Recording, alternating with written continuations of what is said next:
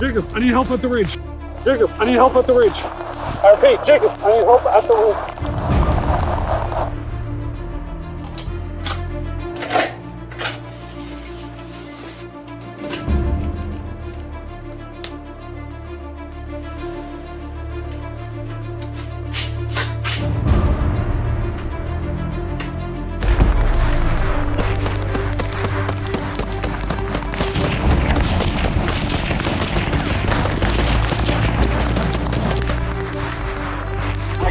Take a shot!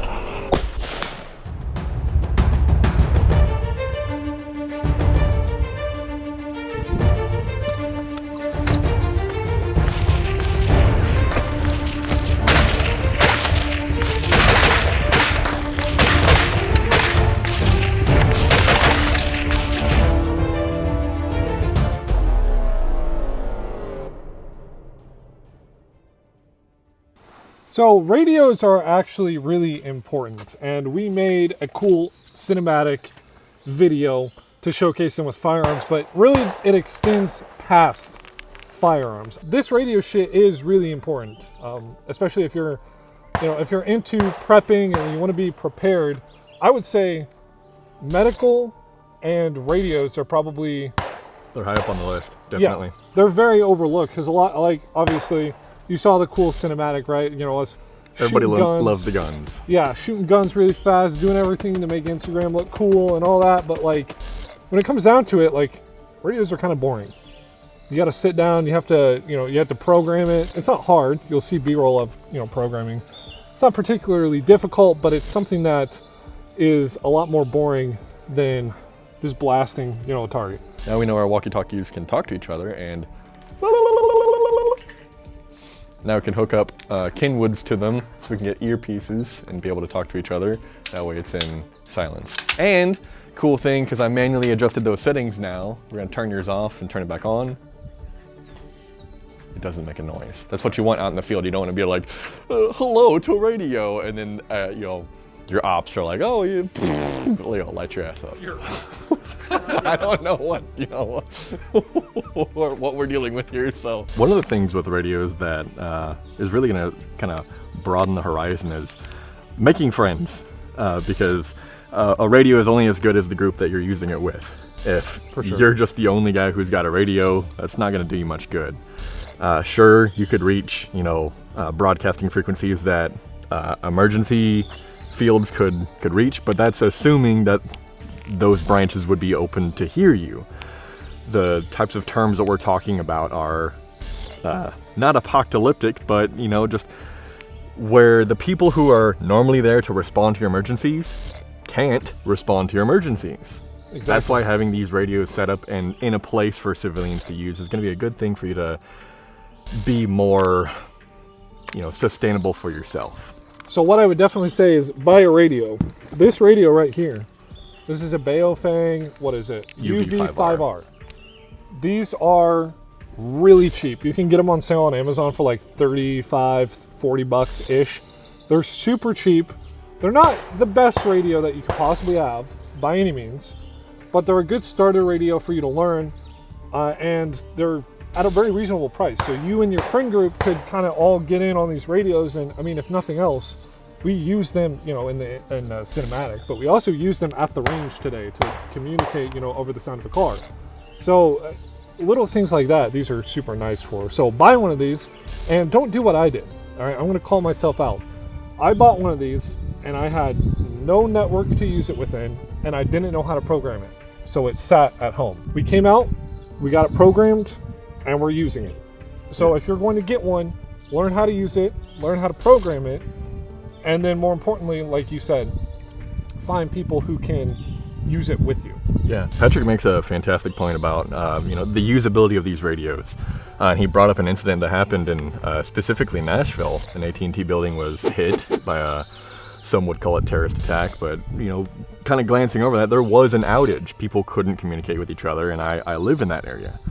So being that that area was affected and I was in it, no, nothing was traumatic enough where I absolutely needed to rely on my neighbors, but it was very, very satisfying to know that, hey, this was just a foreglimpse of something bigger could have happened, And I was able to make contact with my neighbors. I was able to make sure that they're doing good and that they knew I was doing good without the need to make a trek out into the open. It happened.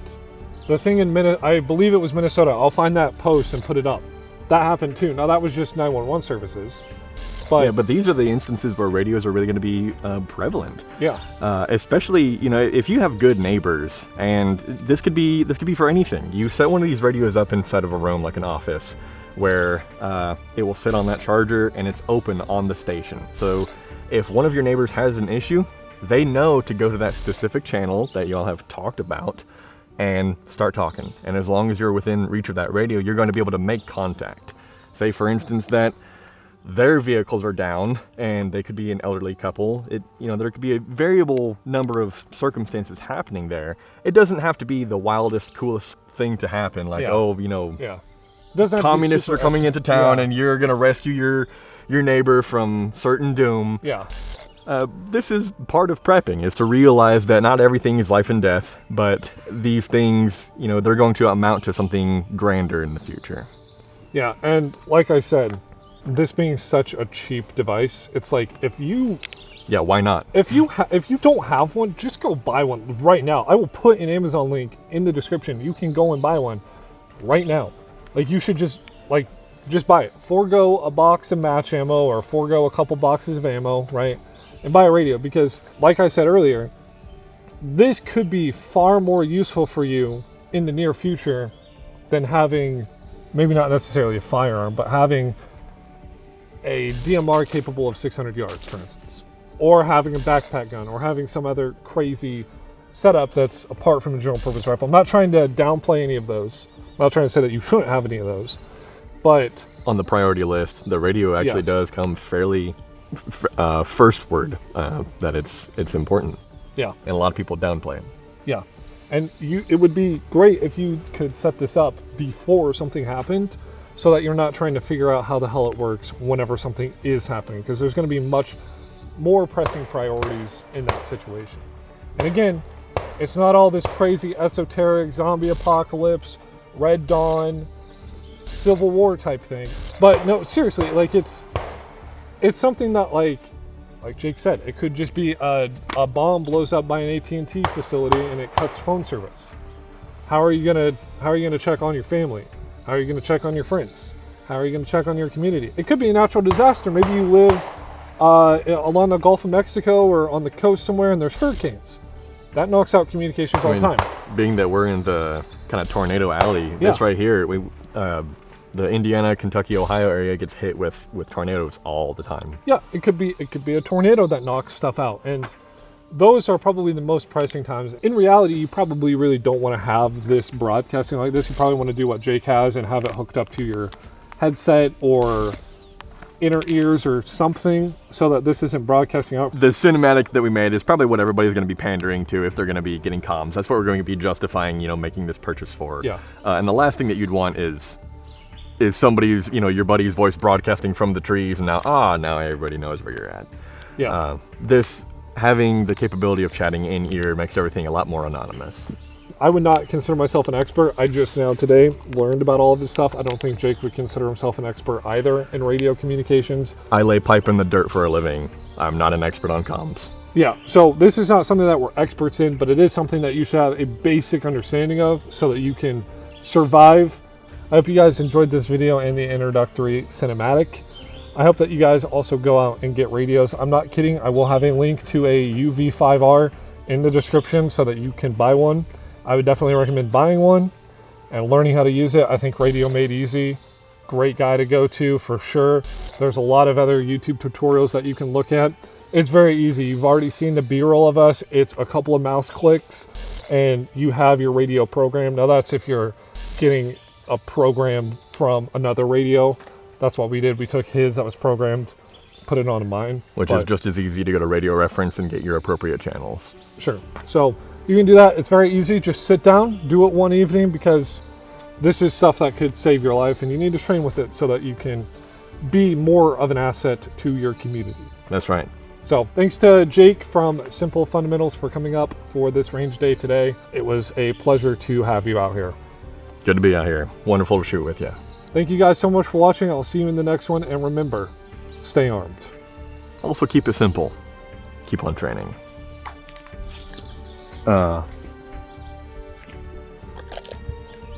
Look at that entry hole. Perfect shot.